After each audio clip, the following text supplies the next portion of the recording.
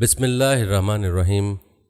السلام علیکم ناظرین، اہل بیت کا احترام کرنا اور ان سے محبت اور عقیدت رکھنا ہر مسلمان کے ایمان کا جزو ہے، اور ان سے بغض و عداوت رکھنا اور ان کو ادنا درجے میں بھی ایذا پہنچانا خدا اور رسول صلی اللہ علیہ وسلم کی ناراضگی کا سبب ہے۔ آج کی ویڈیو کا آغاز ایک واقعے کے ساتھ کرتے ہیں جو یوں نقل کیا گیا ہے۔ کہتے ہیں ہرات میں ایک سید خاندان تھا۔ خاوند کا انتقال ہو گیا تو بیوہ فاقوں سے مجبور ہو کر سمرقند ہجرت کر گئیں۔ سمرقند اس وقت متمدن شہر تھا۔ خاتون اپنی بچیوں سمیت سمرقند پہنچی تو لوگوں سے پوچھا یہاں کوئی سخی ہے۔ معلوم ہوا شہر میں ایک مسلمان اور ایک مجوسی یعنی آتش پرست بہت سخی ہیں۔ انہوں نے سوچا کہ مسلمان کے پاس جاتی ہوں۔ جب وہ مسلمان کے پاس پہنچی اور اپنا معاملہ بتایا کہ میں آل رسول سے ہوں، میرا خاوند فوت ہو گیا اور میں بہت مجبور ہو کر یہاں آئی ہوں، تو اس نے کہا کہ کوئی سند دکھاؤ، یہاں تو ہر کوئی کہتا ہے کہ میں سید ہوں، آل رسول ہوں۔ خاتون نے کہا میں بہت مشکلیں اٹھاتی یہاں تک پہنچی ہوں، مسافر ہوں، سند کہاں سے دکھاؤں؟ خاتون اس سے مایوس ہو کر آتش پرست مجوسی کے پاس گئی اور اسے کہا کہ میں مسلمانوں کے رسول کی اولاد میں ہوں، مجھے کوئی ٹھکانہ چاہیے۔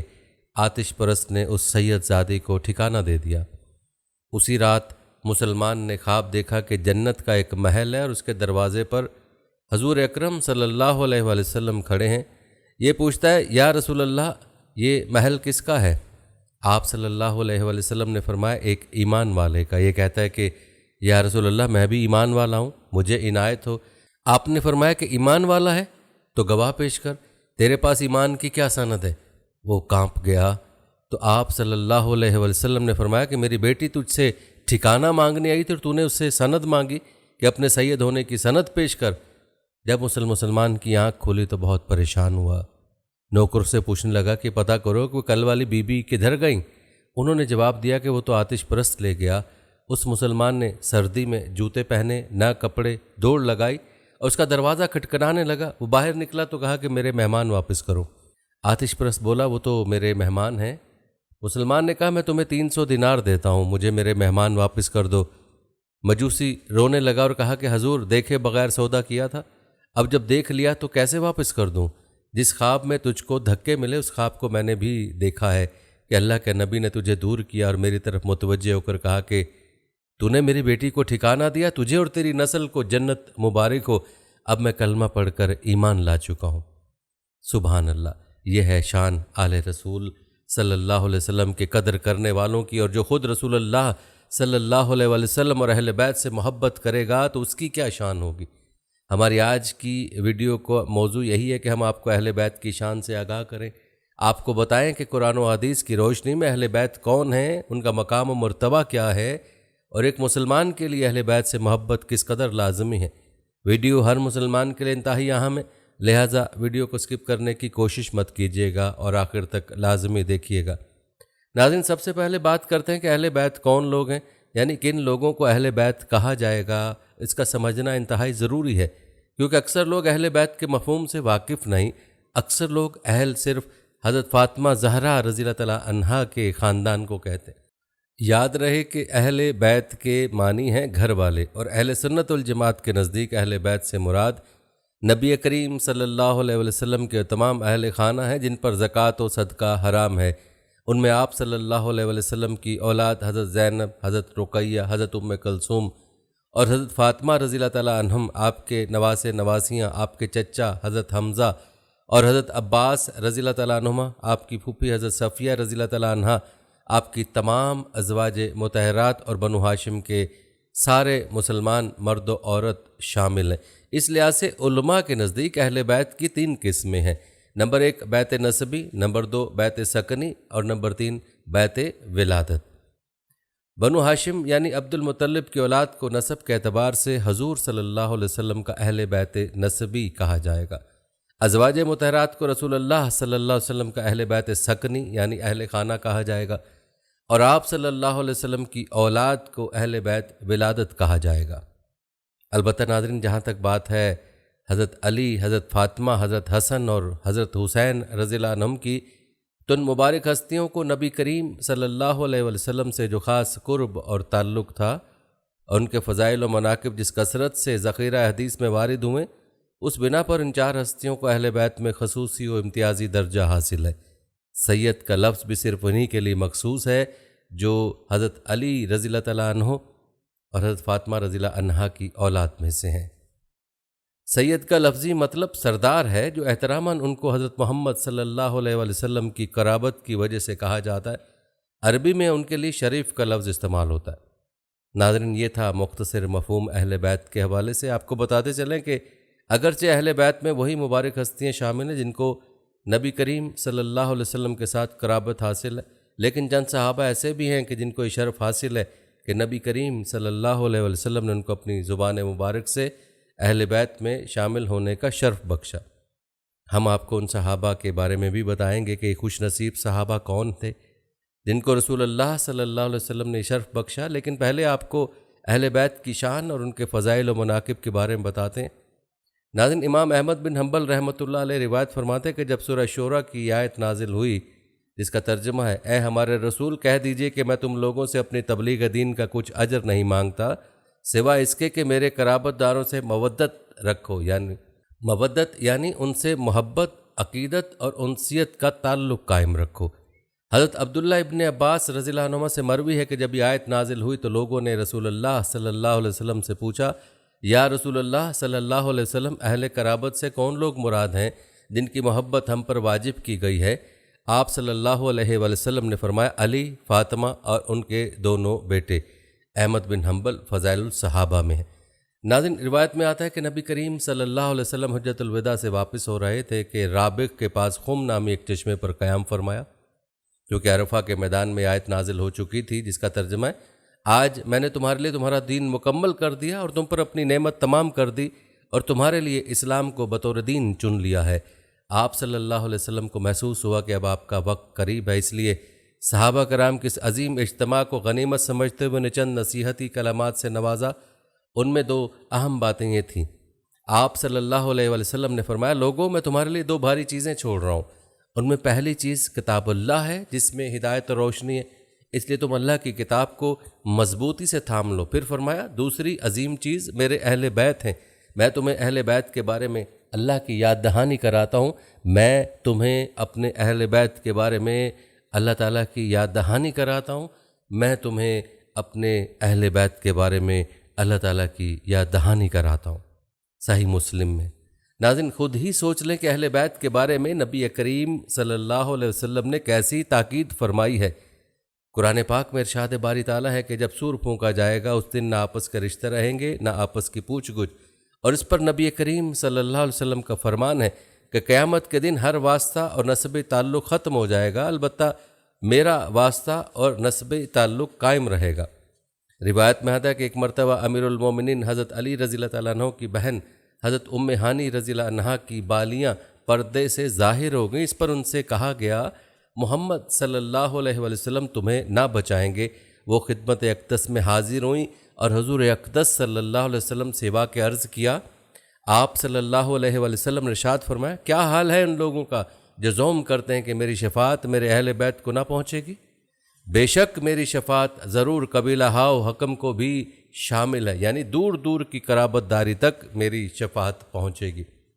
ناظرین، اہل بیت کا اللہ تعالیٰ کے ہاں بڑا مقام ہے، لیکن افسوس ہے ان لوگوں پر جو نبی کریم صلی اللہ علیہ وسلم کی صاحبزادیوں پر بھی بہتان بازی کرتے ہیں اور امہات المومنین کی شان میں گستاخیاں کرتے ہیں۔ دراصل ان لوگوں کی زبان درازی سے اہل بیت کے مقام و مرتبے پر تو کوئی فرق نہیں پڑتا، ہاں البتہ یہ لوگ خود اپنا ہی نقصان کرتے ہیں اور اپنی ہی آخرت کو برباد کر رہے ہیں۔ روایت میں منقول ہے کہ ایک مرتبہ حضور صلی اللہ علیہ وسلم کی پھوپھی حضرت صفیہ بنت عبد المطلب رضی اللہ تعالیٰ عنہا اپنے باپ کی یاد میں بلند آواز سے رو دیں تو ان کے اس عمل کو برا سمجھ کر ان سے بھی ایسا ہی کہا گیا کہ محمد صلی اللہ علیہ وسلم کی قرابت اللہ کے یہاں کچھ کام نہ دے گی، حالانکہ حضور صلی اللہ علیہ وسلم کا ارشاد ہے کیا ہوا ان لوگوں کو جو میری قرابت نافع نہیں بتاتے؟ ہر رشتہ و علاقہ قیامت کے دن منقطع ہو جائے گا مگر میرا رشتہ تعلق دنیا و آخرت میں جڑا رہے گا۔ اور ایک موقع پر 10 ہجری میں نجران کے عیسائیوں کا وفد رسول اللہ صلی اللہ علیہ وسلم کے پاس آیا اور اسلام اور عیسائیت پر بحث و مباحثہ کرنے لگا۔ اس پر اللہ تعالیٰ نے سورہ آل عمران کی آیت نازل فرمائی جس کا ترجمہ ہے اے ہمارے رسول آپ کہہ دیجئے کہ آؤ ہم اپنے بیٹے اور تمہارے بیٹے، اپنی عورتیں اور تمہاری عورتیں، اور اپنی جانیں اور تمہاری جانیں بلائیں، پھر سب التجا کریں اور اللہ کی لعنت بھیجیں ان پر جو جھوٹے ہوں۔ ناظرین، آپ کو بتاتے چلیں کہ اس آیت کو آیت مباہلہ کہا جاتا ہے۔ مباہلہ یہ ہونا تھا کہ عیسائی اور مسلمان دونوں اپنے اپنے اہل و عیال لے آئیں اور ایک دوسرے پر بد دعا کریں کہ اگر دوسرے کا مذہب جھوٹا ہے تو وہ ہلاک ہو جائیں۔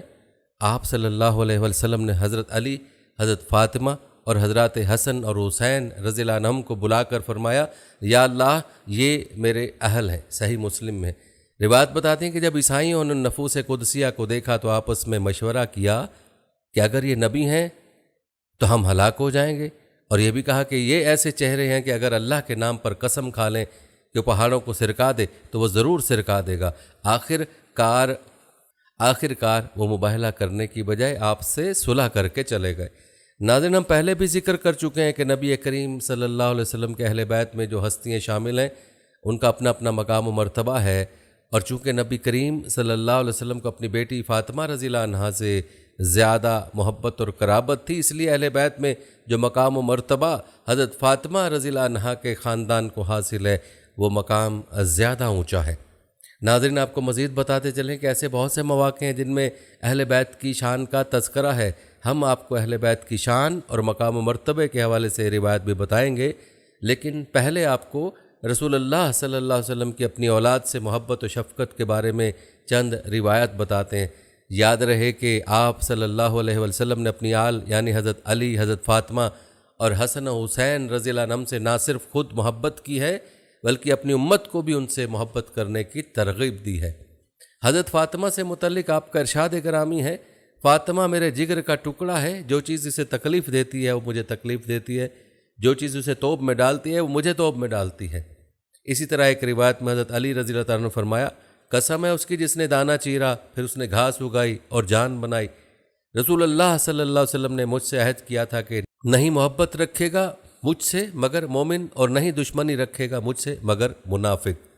اور ایک حدیث پاک میں حسین مجھ سے اور میں حسین سے ہوں، اللہ اس سے محبت کرتا ہے جو حسین سے محبت کرتا ہے۔ ایک دوسری حدیث میں حضرت عبداللہ ابن مسعود سے روایت ہے کہ حضور نبی اکرم صلی اللہ علیہ وسلم نے فرمایا، جس نے مجھ سے محبت کی اس پر لازم ہے کہ وہ دونوں یعنی حضرت حسن و حسین سے بھی محبت کرے۔ اور روایت میں آتا ہے کہ حضرت حذیفہ رضی اللہ تعالیٰ عنہ کو مخاطب کرتے ہوئے حضرت فاطمہ اور حسن و حسین کے بارے میں نبی کریم صلی اللہ علیہ وسلم فرماتے ہیں، یہ ایک فرشتہ تھا جو اس رات سے پہلے زمین پر کبھی نہیں اترا تھا، اس نے اپنے رب سے مجھے سلام کرنے اور یہ بشارت دینے کی اجازت مانگی کہ فاطمہ جنتی عورتوں کی سردار ہیں اور حسن و حسین اہل جنت کے جوانوں کے سردار ہیں۔ سبحان اللہ، کیا شان اور مرتبہ ہے اہل بیت کا، لیکن افسوس ہے ان لوگوں پر جو جنت کے شہزادوں اور جنتی عورتوں کی سردار سے بغض و عناد رکھتے ہیں۔ خود ہی سوچ لیں کہ ان ہستیوں سے بغض رکھنے والے اور نبی کریم صلی اللہ علیہ وسلم کی شان میں اور اہل بیت کی شان میں گستاخی کرنے والے کیا جنت میں جا سکیں گے؟ وہ جنت کے ان سرداروں کو منہ دکھا سکیں گے؟ ہرگز نہیں۔ ناظرین، ایک روایت میں اسامہ بن زید رضی اللہ عنہما کہتے ہیں کہ میں ایک رات کسی ضرورت سے نبی اکرم صلی اللہ علیہ وسلم کے پاس آیا، آپ صلی اللہ علیہ وسلم نکلے تو آپ ایک ایسی چیز لپیٹے ہوئے تھے یعنی چادر، جسے میں نہیں جان پا رہا تھا کہ کیا ہے۔ پھر جب میں اپنی ضرورت سے فارغ ہوا تو میں نے عرض کیا یہ کیا ہے جس کو آپ لپیٹے ہوئے؟ آپ صلی اللہ علیہ وسلم نے اسے کھولا تو وہ حسن اور حسین رضی اللہ عنہما تھے جو آپ صلی اللہ علیہ وسلم کے پہلو سے چپکے ہوئے تھے۔ پھر آپ صلی اللہ علیہ وسلم نے فرمایا یہ دونوں میرے بیٹے اور میرے نواسے ہیں، اے اللہ میں ان دونوں سے محبت کرتا ہوں، تو بھی ان سے محبت کر اور اس سے بھی محبت کر جو ان سے محبت کرے۔ ناظرین، یہ تمام روایات ایسی ہیں کہ جن سے واضح ہوتا ہے کہ آپ صلی اللہ علیہ وسلم کو اہل بیت سے کس قدر محبت تھی، اور آپ صلی اللہ علیہ وسلم کی متعدد روایات جن میں اہل بیت سے محبت کی ترغیب و تاکید ہے، لیکن افسوس کہ آج کا مسلمان اہل بیت کے مقام و مرتبے سے واقف ہی نہیں ہے۔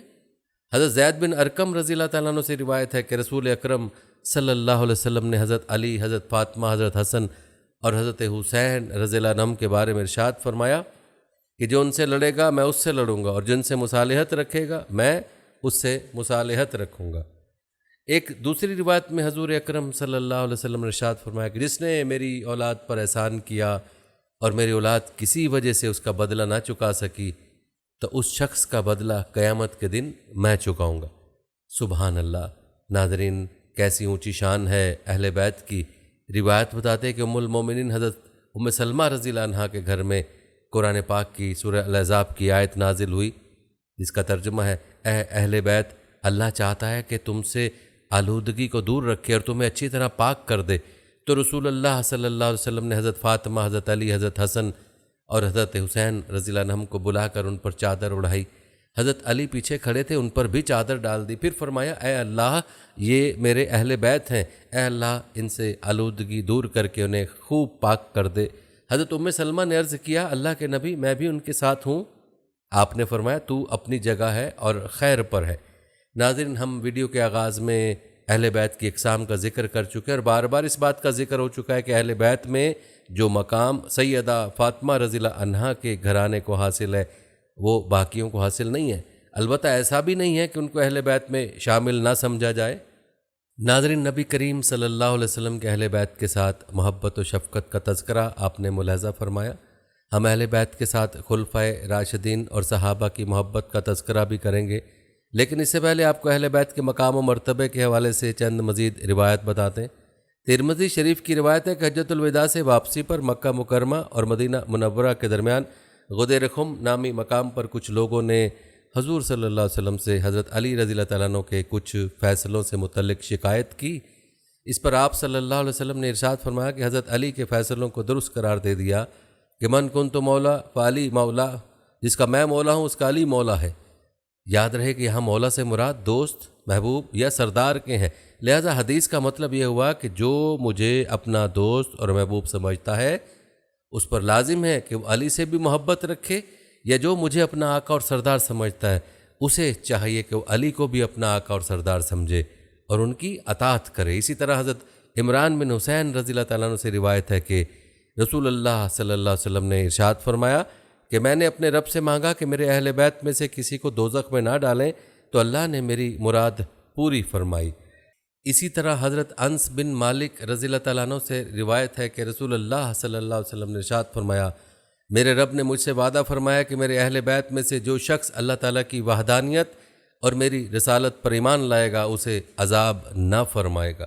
اسی طرح ایک جگہ امیر المومنین حضرت علی رضی اللہ تعالیٰ عنہ سے روایت ہے کہ رسول اللہ صلی اللہ علیہ وسلم نے ارشاد فرمایا، اے علی، سب سے پہلے جو 4 جنت میں داخل ہوں گے ان میں سے ایک میں ہوں، اور تم اور حسن و حسین اور ہماری ذریتیں ہمارے پس پشت ہوں گی۔ اور امیر المومنین حضرت علی سے روایت ہے کہ رسول اللہ صلی اللہ علیہ وسلم نے ارشاد فرمایا کہ سب سے پہلے میرے پاس حوض کوثر پر آنے والے میرے اہل بیت ہیں اور میری امت سے میرے چاہنے والے۔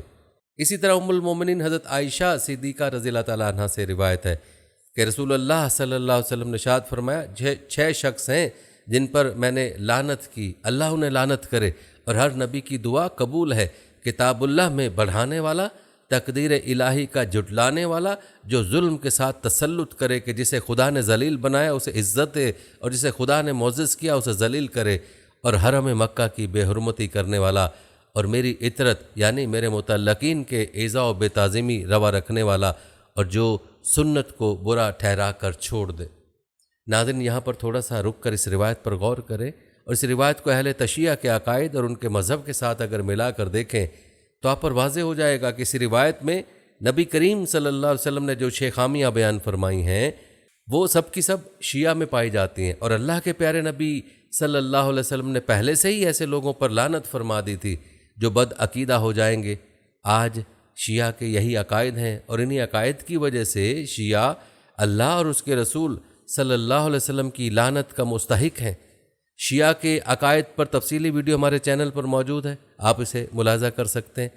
ایک اور حدیث میں حضرت بدر ختمی رضی اللہ تعالیٰ عنہ سے روایت ہے کہ رسول اللہ صلی اللہ علیہ وسلم نے ارشاد فرمایا، جسے پسند ہو کہ اس کی عمر میں برکت ہو اور خدا اسے اپنی دی ہوئی نعمت سے بہرہ مند کرے تو اسے لازم ہے میرے بعد میرے اہل بیت سے اچھا سلوک کرے، جو ایسا نہ کرے اس کی عمر کی برکت اڑ جائے اور قیامت میں میرے سامنے کالا منہ لے کر آئے۔ نعوذ باللہ من ذالک۔ اللہ پاک ہماری حفاظت فرمائے۔ ناظرین، یہاں ہر شخص کو چاہیے کہ اپنا محاسبہ کرے اور یہ دیکھ لے کہ آیا وہ نبی کریم صلی اللہ علیہ وسلم کی دعا کا مستحق ہے یا بد دعا کا۔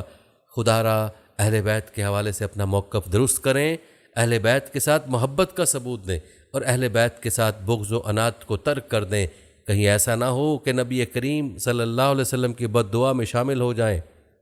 یہاں پر ہماری شیعہ حضرات سے بھی گزارش ہے کہ وہ بھی اپنے آپ کو اس روایت کی روشنی میں دیکھیں اور اپنی اصلاح کی کوشش کریں، اپنے آپ کو دھوکے میں نہ رکھیں، کیونکہ اہل بیت کے ساتھ بغض اور صحابہ کے ساتھ بغض کرنے کا سیدھا سیدھا مطلب اللہ اور اس کے رسول صلی اللہ علیہ وسلم کی لعنت ہے، اور جو ملعون ہو گیا تو گویا وہ جہنمی ہے۔ ناظرین، یہاں آپ کو نبی کریم صلی اللہ علیہ وسلم کا اپنی اولاد سے تعلق سے جڑا ایک واقعہ سناتے ہیں، جسے شیخ الحدیث حضرت مولانا محمد زکریا رحمۃ اللہ علیہ نے اپنی کتاب فضائل حج میں ذکر فرمایا۔ فرماتے ہیں کہ خراسان کے رہنے والے ایک صاحب ہر سال حج کو جایا کرتے، اور جب مدینہ طیبہ حاضر ہوتے تو سید طاہر علوی کی خدمت میں بھی نذرانہ پیش کرتے۔ ایک صاحب نے جو مدینہ ہی کے رہنے والے تھے، ان خراسانی سے ایک مرتبہ یہ کہا کہ تم طاہر علوی کو جو کچھ دیتے ہو وہ ضائع کرتے ہو، وہ اس کو گناہوں میں خرچ کر دیتا ہے۔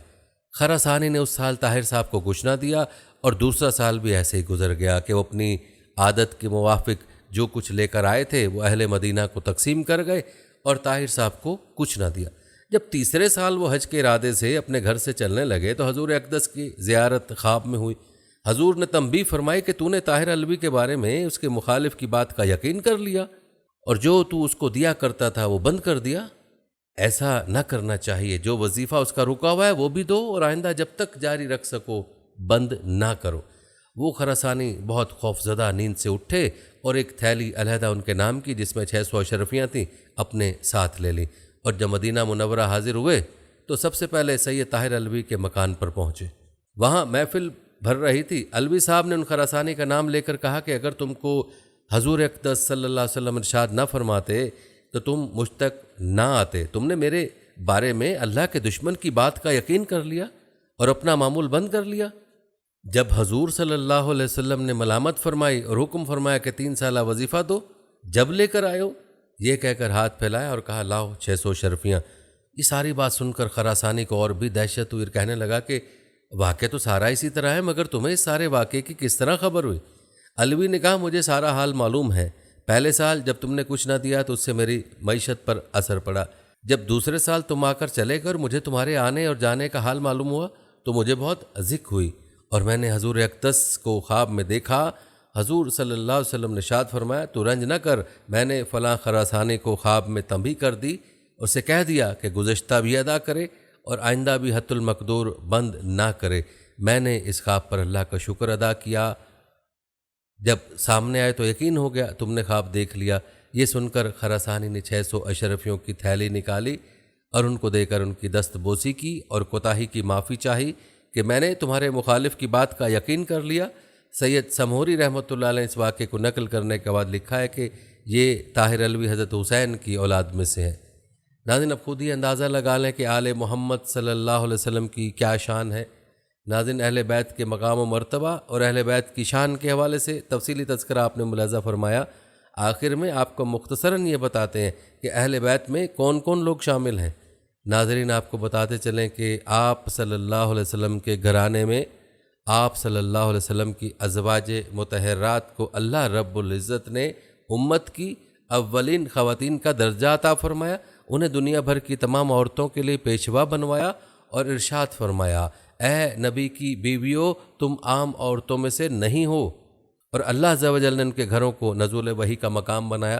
جب اللہ عز و جل نے ان ازواج کو یہ اعلیٰ ترین مقام عطا فرمایا تو انہیں اپنے مقام و مرتبے کا خیال رکھنے اور اللہ کی ناراضگی سے بچنے کی بھی تلقین فرمائی۔ ان سب باتوں کا مقصد گرانہ نبوت کو تمام کھوٹ اور عیوب سے اعلیٰ درجے کی تطہیر سے نوازنا تھا، جیسا کہ سورہ احزاب میں اللہ تعالیٰ نے ارشاد فرمایا اللہ چاہتا ہے کہ تم دی گئی ہدایت پر عمل کرو اور تمہارے گھروں سے کثافت دور کر دے اور تمہیں پورے طور پر پاک و صاف کر دے۔ اس آیت کی تفسیر میں حضرت اکرمہ، عطا، مقاتل اور سعید بن جبیر نے ابن عباس کے حوالے سے فرمایا کہ اہل بیت سے مراد صرف ازواج مطہرات ہیں، اور دلیل یہ دی ہے کہ سیاق و سباق کی تمام آیات میں ازواج مطہرات کا ہی ذکر ہے۔ روایت میں آتا ہے کہ حضرت اکرمہ تو بازاروں میں اعلان کرتے تھے کہ اس آیت میں اہل بیت سے مراد ازواج مطہرات ہیں، کیونکہ یہ آیت انہی کی شان میں نازل ہوئی اور فرماتے تھے کہ میں اس پر مباہلہ کرنے کو تیار ہوں۔ ناظرین، اس میں شک نہیں ہے کہ آیت ازواج مطہرات کی شان میں نازل ہوئی اور اہل بیت سے وہی مراد ہے، لیکن یہ بات اس کے منافی نہیں ہے کہ تباً کچھ دوسرے لوگ داماد اور اولاد و اولاد بھی اہل بیت میں شامل ہو جائیں۔ چنانچہ ابن کثیر کی یہی رائے ہے۔ اس لحاظ سے اہل بیت میں آپ صلی اللہ علیہ وسلم کے تمام داماد، حضرت ابو العاص، حضرت عثمان اور حضرت علی، بیٹیاں حضرت زینب، حضرت رقیہ، حضرت ام کلثوم اور حضرت فاطمہ، اور بیٹیوں کی اولاد حضرت زینب کی اولاد حضرت امامہ اور حضرت علی، اور حضرت فاطمہ کی اولاد حضرت حسن، حسین، زینب اور ام کلثوم سب شامل ہیں۔ ناظرین، معلوم ہوا کہ اہل بیت میں صرف 5 ہستیاں نہیں شامل، بلکہ ازواج مطہرات اور نبی صلی اللہ علیہ وسلم کی باقی اولاد بھی شامل ہے۔ البتہ جو روایت آپ نے حضرت فاطمہ رضی اللہ عنہا، حضرت علی رضی اللہ تعالیٰ عنہ اور حسن و حسین رضی اللہ عنہما کے حوالے سے ملاحظہ فرمائی ہیں، ان سے خاندان فاطمی کی شان واضح ہے کہ اہل بیت میں ان ہستیوں کا خاص مقام ہے اور اس سے انکار نہیں کیا جا سکتا۔ آئیے آپ کو مختصر الفاظ میں سیدہ فاطمہ زہرا رضی اللہ عنہا کی زندگی اور شان کے بارے میں بتاتے ہیں۔ یاد رہے کہ فاطمہ زہرا رضی اللہ عنہا نبی کریم صلی اللہ علیہ وسلم کی سب سے چھوٹی صاحبزادی ہیں۔ آغاز بعثت یا بعثت سے 4-5 سال قبل پیدا ہوئیں۔ آپ صلی اللہ علیہ وسلم ان سے بہت محبت فرماتے تھے۔ ان کا نکاح 2 ہجری میں واقع بدر کے بعد حضرت علی رضی اللہ تعالیٰ عنہ کے ساتھ ہوا۔ اس وقت حضرت علی رضی اللہ تعالیٰ عنہ کی عمر 21 سال تھی اور حضرت فاطمہ کی عمر 15 سال اور 5.5 ماہ، دوسرے قول کے مطابق 19 سال تھی۔ روایت بتاتے ہیں کہ حضرت فاطمہ رضی اللہ تعالیٰ عنہ چال ڈھال اور سیرت میں حضور صلی اللہ علیہ وسلم کے بہت مشابہ تھیں۔ حضرت عائشہ رضی اللہ تعالیٰ عنہ فرماتی ہیں کہ میں نے اٹھنے بیٹھنے اور عادات و اطوار میں حضرت فاطمہ رضی اللہ تعالیٰ عنہ سے زیادہ کسی کو رسول اللہ صلی اللہ علیہ وسلم سے مشابہ نہیں دیکھا۔ حضرت فاطمہ رضی اللہ تعالیٰ عنہ حضور صلی اللہ علیہ وسلم کی سب سے چھوٹی بیٹے ہونے کی وجہ سے آپ صلی اللہ علیہ وسلم کی بہت لاڈلی تھیں۔ حضور صلی اللہ علیہ وسلم کی زندگی کے آخری سالوں میں تو وہ رسول اللہ صلی اللہ علیہ وسلم کی تمام تر توجیہات اور محبت کا مرکز بن گئی تھیں، اس لیے کہ 8 ہجری تک حضرت فاطمہ کی تینوں بڑی بہنوں کا انتقال ہو چکا تھا۔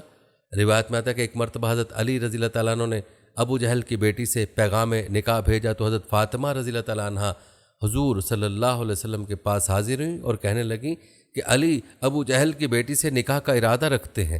رسول اللہ صلی اللہ علیہ وسلم نے سنا تو فرمایا، فاطمہ میرے جسم کا ٹکڑا ہے، میں اسے ناپسند کرتا ہوں کہ کوئی اسے تکلیف پہنچائے۔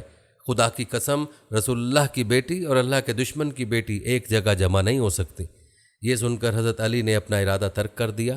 ناظرین، ذرا شان فاطمہ ملاحظہ فرمائے کہ حضرت فاطمہ رضی اللہ تعالیٰ عنہ جب حضور صلی اللہ علیہ وسلم سے ملاقات کے لیے آئیں تو حضور صلی اللہ علیہ وآلہ وسلم کھڑے ہو کر ان کا استقبال کرتے اور ان کے سر کا بوسہ لیتے۔ حضرت عائشہ رضی اللہ تعالیٰ عنہ بیان کرتے ہیں کہ ایک مرتبہ حضرت فاطمہ حضور صلی اللہ علیہ وسلم کے وصال سے کچھ پہلے ملاقات کے لیے آئیں۔ ان کی چال ڈھال رسول اللہ کے مشابہ تھی۔ رسول اللہ نے بیٹی کو خوش آمدید کہا، اس کے بعد آپ نے ان کو اپنی داہنی یا بائیں جانب بٹھایا، پھر آہستہ سے آپ نے حضرت فاطمہ کے کان میں کچھ کہا جس پر وہ رونے لگیں، پھر سرگوشی کی تو وہ مسکرانے لگیں۔ حضرت عائشہ کہتی ہیں کہ بعد میں نے فاطمہ رضی اللہ تعالیٰ عنہ سے پوچھا کہ حضور صلی اللہ علیہ وسلم نے کیا فرمایا، تو انہوں نے کہا کہ میں رسول اللہ صلی اللہ علیہ وسلم کے راز کو افشا نہیں کرنا چاہتی۔ رسول اللہ کی وفات کے بعد ایک دن پھر میں نے فاطمہ سے پوچھا تو انہوں نے بتایا کہ آپ صلی اللہ علیہ وسلم نے مجھ سے فرمایا تھا کہ حضرت جبرائیل ہر سال مجھ سے 1 بار قرآن کا ورد کیا کرتے تھے، مگر اس سال انہوں نے مجھ سے 2 بار کیا۔ اس سے میرا خیال ہے کہ میرا آخری وقت قریب ہے، تو میں رونے لگی۔ پھر مجھ سے کہا کہ سب سے پہلے تم مجھ سے ملو گی اور تم جنت کی تمام عورتوں کی سردار ہوگی، تو میں یہ سن کر مسکرانے لگی۔ آپ کو بتاتے چلیں کہ حضرت فاطمہ رضی اللہ تعالیٰ عنہ کا انتقال رمضان 11 ہجری حضور صلی اللہ علیہ وسلم کے 6 ماہ بعد ہو گیا تھا اور اس وقت ان کی عمر 30 سال سے کم 29 سال تھی۔ ناظرین، یاد رہے کہ حضرت فاطمہ تو زہرا سے حضرت حسن، حسین، زینب، ام کلثوم اور محسن پیدا ہوئے۔ حضرت محسن کا انتقال بچپن میں ہی ہو گیا تھا۔ حضرت زینب کی شادی حضرت عبداللہ بن جعفر بن ابی طالب سے اور حضرت ام کلثوم کی شادی حضرت عمر بن الخطاب سے ہوئی۔ ناظرین، یہ تھا تذکرہ سیدہ فاطمہ رضی اللہ تعالیٰ عنہا کی شان و مرتبے کا۔ ہم نے پہلے بھی ذکر کیا تھا کہ نبی کریم صلی اللہ علیہ وسلم نے اہل بیت میں چند صحابہ کو شامل کرنے کا شرف بخشا تھا۔ یہ صحابہ کون ہیں؟ آئیے آپ کو ان کے بارے میں بتا کر اپنی آج کی ویڈیو کا اختتام کرتے ہیں۔ ناظرین، ان صحابہ میں سے ایک صحابی حضرت سلمان فارسی رضی اللہ تعالیٰ عنہ ہیں، جن کو نبی کریم صلی اللہ علیہ وسلم نے فرمایا کہ یہ میرے اہل بیت میں سے۔ روایت میں آتا ہے کہ جنگ خندق کے موقع پر جب خندق کھودی جا رہی تھی، مہاجرین و انصار صحابہ کرام رضوان اللہ اجمعین میں بحث چھڑ گئی کہ سلمان کون ہے۔ مہاجرین کہتے تھے کہ سلمان ہم میں سے ہیں، جبکہ انصار کا کہنا تھا کہ سلمان ہم میں سے ہیں۔ اسی دوران پیارے نبی صلی اللہ علیہ وآلہ وسلم تشریف لے آئے۔ آپ صلی اللہ علیہ وآلہ وسلم کو جب ساری بات کا علم ہوا تو آپ صلی اللہ علیہ وآلہ وسلم نے فرمایا کہ سلمان میرے اہل بیت میں سے ہے۔ روایت بتاتے ہیں کہ سلمان فارسی ہر وقت عشق نبی میں غرق رہتے تھے۔ اس کے ساتھ ساتھ انہیں جہاد کا بھی بہت شوق تھا۔ ان کے عشق رسول اور شوق جہاد کو دیکھ کر پیارے نبی صلی اللہ علیہ وسلم نے ارشاد فرمایا کہ جنت 3 آدمیوں کا اشتیاق رکھتی ہے، علی، عمار اور سلمان رضی اللہ تعالیٰ عنہ کا۔ ناظرین، کیسی خوش نصیبی ہے کہ جس صحابی کو اللہ کے پیارے حبیب صلی اللہ علیہ وآلہ وسلم فرمائے کہ یہ میرے اہل بیت میں سے۔ اللہ سے دعا کہ اللہ پاک ہمیں اہل بیت کی حقیقی محبت اور آل رسول کا ادب و احترام کرنے والا بنائے، آمین۔ ناظرین، یہ تھی ہماری آج کی ویڈیو۔ کمنٹ سیکشن میں اپنی رائے کا اظہار ضرور کریں اور بتائیں کہ آپ اگلی ویڈیو کون سے اسلامک ٹاپک پر دیکھنا چاہتے ہیں۔ آپ کی قیمتی رائے ہمارے لیے بہت اہمیت رکھتی ہے، اور جانے سے پہلے ویڈیو کو شیئر ضرور کیجیے گا۔ ہم امید کرتے ہیں کہ آپ کو ہماری آج کی ویڈیو ضرور پسند آئی ہوگی۔ اگر آپ کو ہماری آج کی ویڈیو پسند آئی ہے تو اس کو لائک کریں۔ آخر میں ان لوگوں سے ایک بار پھر درخواست ہے کہ ہمارے چینل کو ضرور سبسکرائب کر لیں جنہوں نے ابھی تک ہمارا چینل سبسکرائب نہیں کیا ہوا۔ سبسکرائب کے ساتھ لگے گھنٹی کے بٹن کو بھی ضرور کلک کریں تاکہ آپ کو ہماری آنے والی مزید ویڈیوز کا نوٹیفیکیشن بر وقت ملتا رہے۔ اللہ تعالیٰ آپ کو اپنی زمان میں رکھے، آمین۔